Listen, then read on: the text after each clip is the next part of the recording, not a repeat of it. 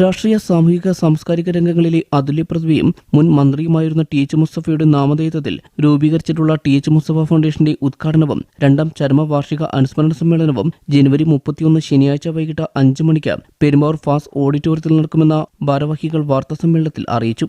അദ്ദേഹത്തിന്റെ ഓർമ്മകളുടെ 2 ആണ്ട് പിന്നിടുകയാണ്. ഈ സന്ദർഭത്തിൽ ടി എച്ച് മുസ്തഫ ഫൗണ്ടേഷൻ എന്ന് പറയുന്ന ഒരു ഫൗണ്ടേഷന് രൂപം കൊടുക്കുകയും അതിൻ്റെ പ്രവർത്തനങ്ങൾ ആരംഭിക്കുകയും ചെയ്യാൻ പോവുകയാണ്.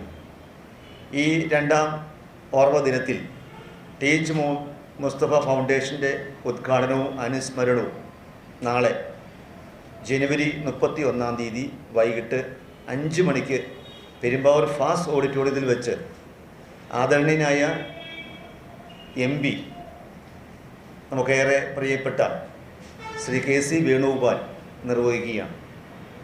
ആ സന്ദർഭത്തിൽ രാഷ്ട്രീയ, സാംസ്കാരിക, സാമൂഹ്യ മേഖലയിലെ വ്യക്തിത്വങ്ങൾ പങ്കെടുക്കുന്നുണ്ട്.